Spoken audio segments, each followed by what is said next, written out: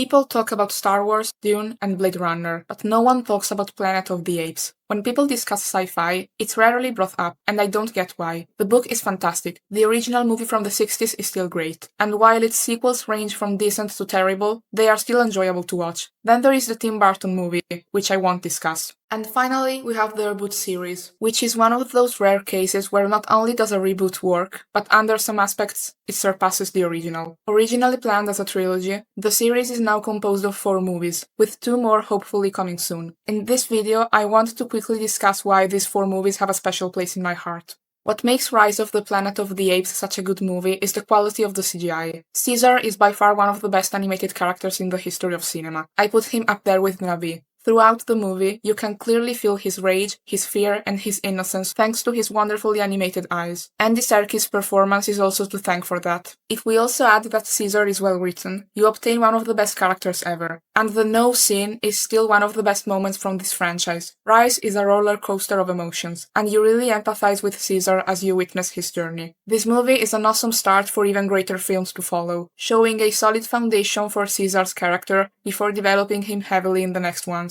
I will speak about Dawn and War of the Planet of the Apes in a single section. Personally, Dawn is currently my favorite out of the 4 movies, while War is my least favorite. Before shooting me, please listen. Dawn is the first proper exploration of 2 convergent intelligences interacting. The novelty there is inherent. By the time you're watching War, you've already been exposed to that novelty, and it's not as effective the second go around. The movie also has great politics and character dynamics, and you end up wondering if these 2 groups of sentient beings, so different yet so similar, can coexist. Dawn of the Planet of the Apes is one of those movies that is just perfect to me. I wouldn't change a thing about it. Moving to War, I think it's a great movie and a great conclusion to Caesar's character arc, but I have some problems with it. Right from the start, I didn't like how this movie begins with killing off important characters. I get that this is necessary to trigger the protagonist's journey, but it turns those dead characters whom we had gotten to know in the previous movies into mere MacGuffins to move the plot along. The themes of War are very on the nose. We get that Caesar is Ape Jesus. There's no need to literally crucify him to hammer the point home. I think Rise had already portrayed this in a much more subtle and effective way. I find Koba to be a much more compelling villain than the Colonel. This doesn't mean that the Colonel is a bad villain, and that final scene between him and Caesar is one of the best moments of the series, but Koba hits different. His character was introduced in Rise, and he wasn't a villain. He was an ape that had been tortured by humans and joined Caesar. At the beginning of Dawn, he is friends with him and even saves his son from a bear. It's only when Caesar begins to bond with a group of human survivors that his hatred for humanity resurfaces. It becomes stronger than his friendship with Caesar, and he ends up shooting him. This conflict ends with a battle between the 2, which is not only physical but also ideological. Caesar believes humans and apes can coexist because of his good experiences with the former. Koba thinks the complete opposite because of the abuse he suffered from humans. And even after his death, Koba's actions still left an impact. His aggression towards humans made it impossible for the apes to coexist peacefully with them, leading to an inevitable war. And this conflict still exists in Kingdom, which takes place centuries after war. Koba is a phenomenal villain. The Colonel killed Caesar's wife and older son. During the raid, he thought Blue Eyes was Caesar, and he killed him, hoping to destroy ape society. He later tells Caesar that his son had caught the simian flu, which caused him to lose the ability to speak and deteriorated his cognitive abilities. The Colonel killed him as an act of mercy. So Caesar didn't directly kill his son, nor did he cause the downfall of humanity, but he still blames Caesar for it. Both Koba and the Colonel are well-written, sympathetic villains. Koba just left a bigger impact on me. I know many consider War the best of the 4 movies. It is a great movie, and I find it and Dawn to be equal in quality, but they are different in terms of appeal. Dawn is suspenseful and filled with tension, which builds to an action-filled finale. War is a character deconstruction that has a bleak tone all throughout, with some hope sprinkled in. It is a lot more personal. War is just too depressing for me. I know they added Bad Ape for levity, but when he's literally the only funny thing in the movie, that just makes it quite jarring.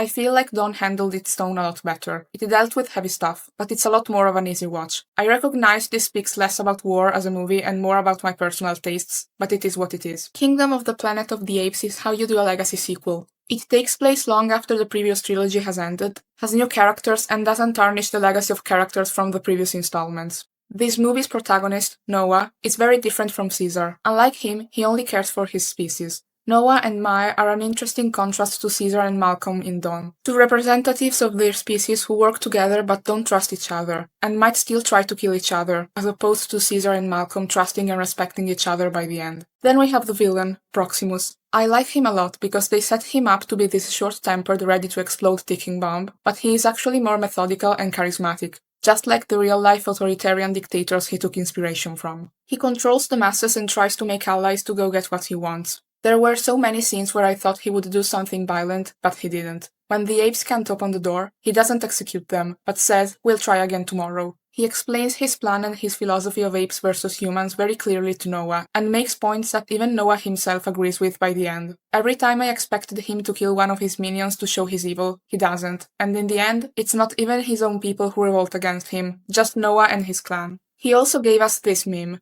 What a wonderful day! A part of me hopes he isn't dead because I really enjoyed this character.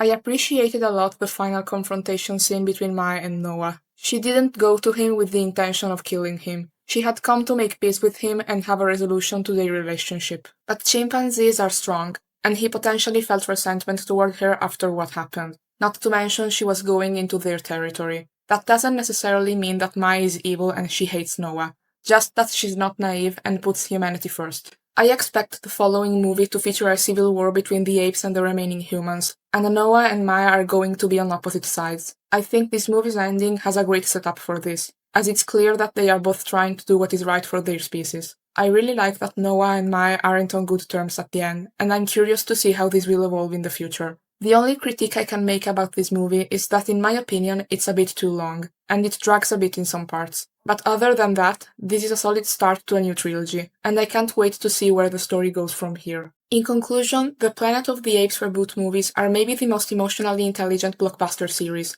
and definitely one of my favorite ongoing sci-fi series. Tell me which one of the Planet of the Apes reboot movies is your favorite, and if you dislike the reboots and prefer the original series, feel free to explain why. I will even accept comments that praise the Tim Burton movie. As always, thanks for watching, and have a wonderful day.